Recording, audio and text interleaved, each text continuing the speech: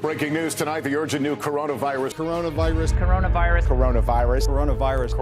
100,000 American lives lost in the coronavirus fight.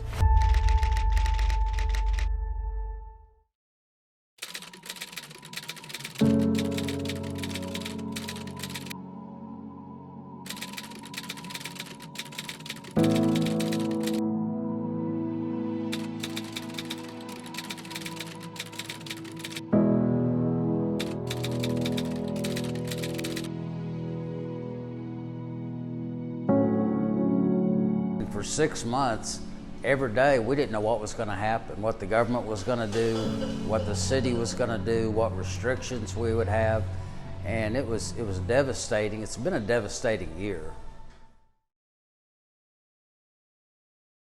I was the first cook hired in March 1st of 1975.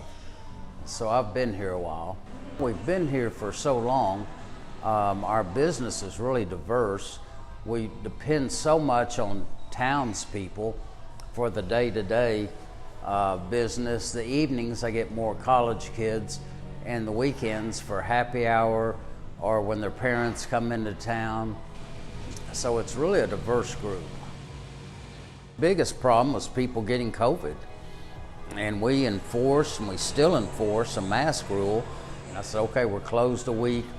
Everybody get tested, and I'm talking 50 plus employees trying to get all of them tested, which we did, but I ended up the next day I had a positive test, the next day I had 2 or 3 positive tests, so we had to close for 2 weeks and get everybody tested and well, and then redo schedules and redo our expectations. We didn't panic that much because nobody knew anything about it. And once sports started shutting down and businesses started shutting down, and then we had restrictions, I think it was that during spring break, or that second, third week in March, all of a sudden we were limited to only 10 per dining room, and that just devastated our business. And we survived. We closed a couple of times, and we thought in the early spring, in March and April, we thought, man, we're going to be fine. We can survive anything. And it just makes you feel how vulnerable you are.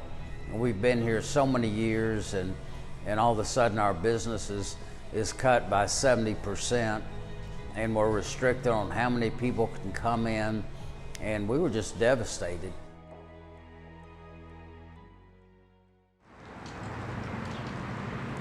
I'm Adam Lilly. I'm the general manager here at Pie Society. It's a New York style pizzeria. It's a locally owned business here in San Marcos.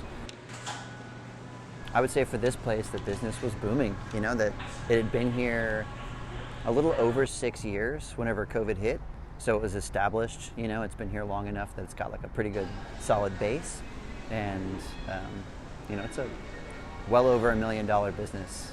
For a college town, that's pretty darn good, especially for a pizzeria. So in general, you know, from my business owner friends who also have restaurants and stuff, you know, everybody for the most part just shut down. It was like overnight, you know, you're moving along, getting into, you know, COVID hit in March essentially in the United States, which is in this town like the beginning of the busy season. So everybody who's made it through the winter and all the students are gone is like ready. The weather's getting nice, you know, and it's like time to make good money, and that's usually the time when your business thrives, so you can get through the slower season. And then all of a sudden overnight, everyone just had to shut down with the lockdown, you know? And everybody dealt with that in different ways. Like my good buddy owns the Root Cellar and all the subsequent Root Cellar businesses, and they shut down and they didn't reopen for months and months, you know? And a lot of people did that because they were just so uncertain about not just what was happening and the safety of it, but also how to open back up safely and be able to create a new version of your business that can be successful in the new dynamic, you know. As far as Pie Society is concerned, we shut down for less than 3 weeks, like completely shut down, and then about 3 weeks later opened back up at curbside only. And this place was from March until late July of 2020, it was curbside only. So we didn't have anybody inside dining. We did in the end of May and June and the beginning of the summer, we opened up this patio, which you may have recognized as actually just a parking lot. But we roped off the section of the parking lot and brought these picnic tables and planters and stuff out here in order to give people a place that they could come and dine, you know, so we could still have people come and enjoy the spot without it just being curbside, but also to keep people out of the restaurant. And it wasn't until about July or August that we started doing a 25% capacity inside. So we allowed people back in the restaurant, but just at a minimal amount, just to kind of feel it out, you know?